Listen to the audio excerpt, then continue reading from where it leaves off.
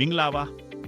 အခုကျွန်တော်ပြောပြမယ့်အကြောင်းအရာကတင်းရဲ့အနာဂတ်အလောက်ကိုင်းတဲ့ဘဝကိုပြောင်းလဲပြစ်နိုင်ပါတယ်ကျွန်တော်မေးခွန်းတစ်ခုမေးပရစီအနာဂတ်မှာပွဲလက်မှတ်ကပိုအရေးကြီးမလားတဲ့ဆိုတုံးတက်တာကပိုအရေးကြီးမလား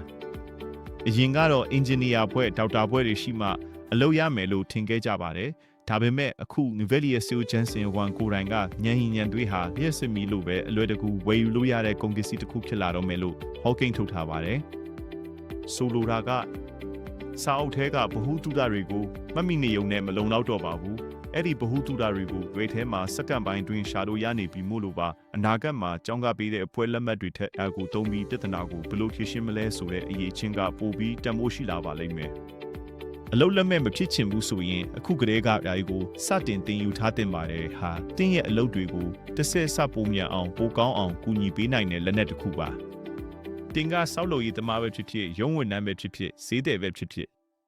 အဲကိုတုံးတက်သွားရင်တင်ဟာသူများထက်ခြေတလန်းကြိုရောက်နေမှာပါကျွန်တော်ကိုယ်တိုင်လည်းအကိုတုံးပြီးဒီဗီဒီယိုကိုခန်းတီးထားတာဖြစ်ပါတယ်အနာဂတ်မှာအလောက်ကင်ခွင့်လန်းတွေမဆုံးရှုံးဖို့တရားနီးပညာတွေကိုကျွန်တော်နဲ့အတူလေ့လာကြရအောင်ဒီလိုစိတ်ဝင်စားစရာနီးပညာဗဟုသုတတွေကိုသိချင်ရင်တော့ကျွန်တော်ရဲ့ channel ကို follow လုပ်ထားဖို့မမေ့နဲ့အောင်တော့အားလုံးကိုကျေးဇူးတင်ပါတယ်